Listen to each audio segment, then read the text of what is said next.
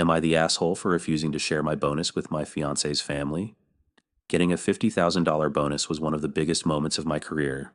I, 30 million, work in tech, and this past year had been an intense grind. Long hours, tight deadlines, and constant pressure to perform. I pushed myself harder than ever, often staying up late to solve complex problems and meet expectations. It wasn't easy, but I knew what I was working toward. When my company rewarded me with such a generous year-end bonus, I felt a mix of relief, pride, and excitement. This money wasn't just some extra cash to throw around, it was a game changer for me. For years, I had been carefully saving every dollar I could, cutting down on unnecessary expenses and working towards one major goal: buying a house. I didn't grow up with a lot of financial security, so owning a home had always been a big dream of mine. I wanted a place to call my own, a space where I wouldn't have to worry about rent increases or moving from place to place. A house would be my foundation, something that gave me long-term security. My fiancée, Isabella, 28F, knew all of this. We had talked about it so many times, how we'd find the perfect place, decorate it together, and make it our home. She had always been supportive, saying she couldn't wait for us to have a house of our own. When I told her about my bonus, her face lit up and she hugged me, telling me how proud she was. For a moment, I felt like we were completely on the same page. This was a big step forward for us, and I thought she saw it the same way I did. I immediately transferred the bonus into my savings account, feeling a deep sense of accomplishment. I had worked for this, and now I was one step closer to securing our future. That night, we even talked about potential locations, what kind of house we'd like, and how we could start seriously looking within the next year. It felt exciting, like we were moving in the right direction together. At that point, I had no idea that this money would soon become a source of conflict. I thought my fiancée was just as excited about our future home as I was. I thought she understood why this money mattered so much to me. But I was wrong. A few days later, everything changed. Isabella sat me down and dropped a bombshell I never saw coming.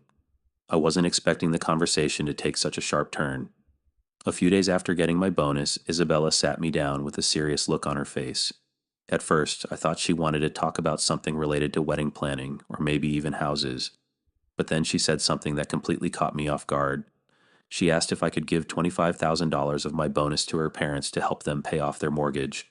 I stared at her for a moment, thinking I must have heard wrong. "You want me to give away half of my bonus?" I asked, trying to process what she was saying.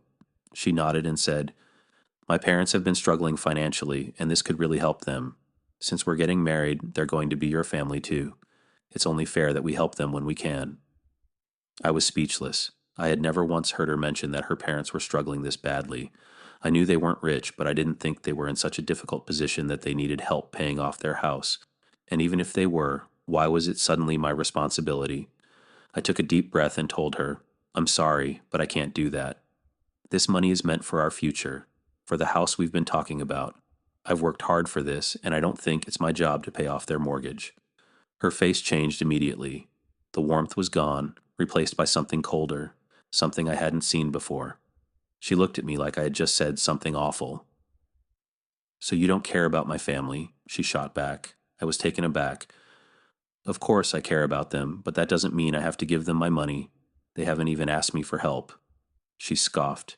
"They would never ask you directly. They have too much pride for that. But they need help, and this is the least you could do." I couldn't believe what I was hearing. The least I could do. I had worked my way up in my career, saved carefully, and planned for a future with her. Now suddenly I was selfish because I didn't want to hand over half my bonus? I told her again firmly that I wouldn't do it. That's when she lost it. She called me selfish, said I only thought about myself, and that I didn't understand what it meant to be a family. She kept talking about how much her parents had sacrificed for her, how they had done everything to give her a good life, and now, when they needed help, I was refusing. I didn't know what to say. I wasn't trying to hurt her or dismiss her parents' struggles, but this wasn't fair. This was my hard-earned money, and I had a right to decide how to use it. But at that moment, it didn't feel like she saw it that way at all. I thought the argument would end there, but I was wrong. After I told Isabella I wouldn't give her parents $25,000, she barely spoke to me. At first, I assumed she just needed time to cool off. I figured she'd think about it and realize I wasn't being selfish. I was just trying to protect our future. But instead of moving past it, she started acting cold and distant. She wouldn't look at me the same way.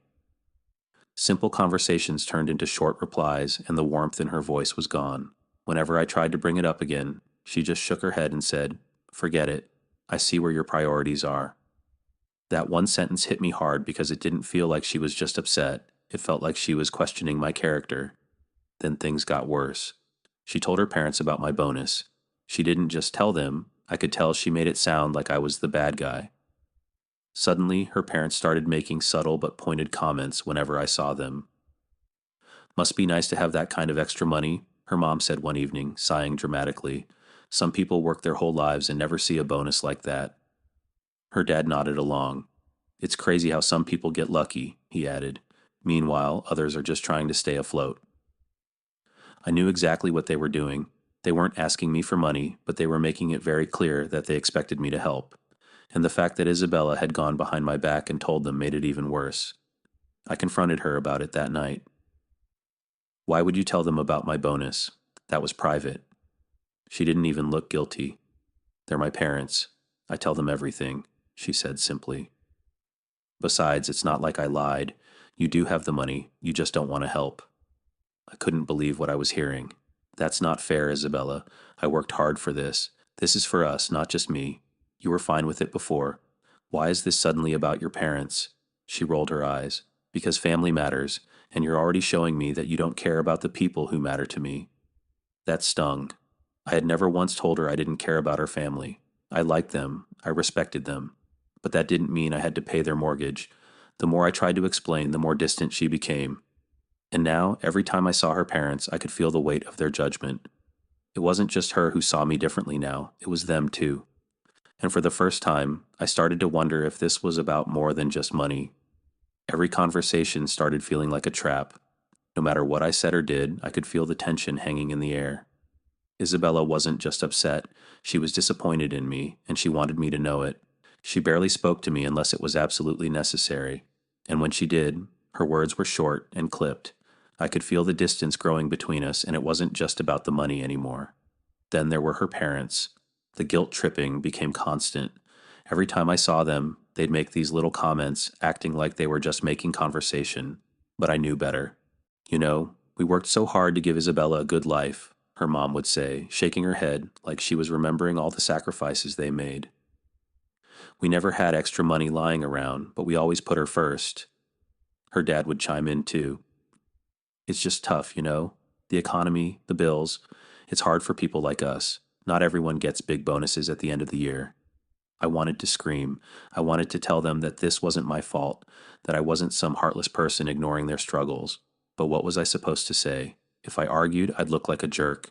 If I ignored them, I'd look even worse. No matter what I did, I felt like the bad guy. Even my own friends started weighing in. Isabella must have told them her version of the story because suddenly, I was getting texts from people who never cared about my finances before. "Dude, I get wanting to save, but isn't marriage about supporting each other?" One friend wrote, "It's just money, man. You'll make more, but family is forever. Come on, bro. You're going to be part of their family soon. Maybe it wouldn't kill you to help them out a little?" I couldn't believe what I was hearing. Since when did my money become everyone's business? And Isabella?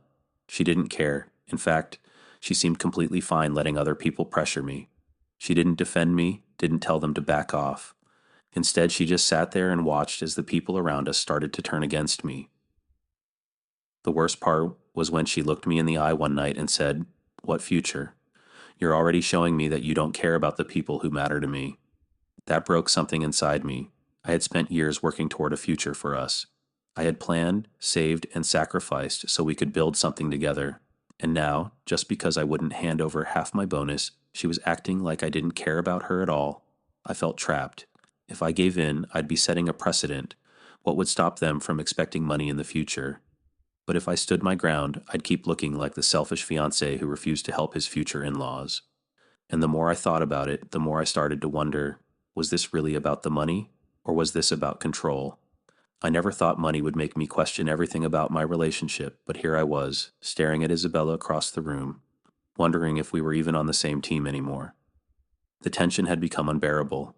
Every conversation felt like a test, like she was waiting for me to change my mind. Every time I thought we were past it, she would throw in a bitter comment, reminding me that she still saw me as selfish. Must be nice knowing you have money sitting in the bank while my parents struggle, she said one night as we were getting ready for bed. I clenched my jaw. Isabella, it's not about that. I'm saving for our future. This money was never meant for anyone else. She sighed, shaking her head like I was a lost cause. You keep saying our future, but how can I believe that when you won't even help my family? If you really loved me, you'd want to help the people I love. That hit me hard. I had never once made her choose between me and her family. I had never asked her to prove her love with money, but somehow that's exactly what she was doing to me. The worst part? I was starting to doubt myself. Was I really being unreasonable? Would giving them some of the money really be so bad? After all, I would make more money in the future. Maybe it would just be easier to give in, to keep the peace. But then another thought hit me. Where would it end? If I gave them $25,000 now, what would stop them from asking again? Would Isabella expect me to step in every time her parents had financial trouble? Would my hard-earned money always be up for debate? And if I gave in now, what would that say about our relationship? That guilt and pressure were the way to get what she wanted? That my decisions didn't matter as long as enough people made me feel bad about them? I sat with those thoughts for a long time. Isabella wasn't just asking for money. She was testing my boundaries. And if I gave in now, I wasn't sure I'd ever be able to set them again.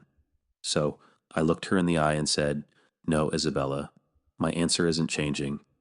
She stared at me like she couldn't believe I was actually standing my ground. Then she turned away, shaking her head. Wow, I never thought I'd be engaged to someone this heartless.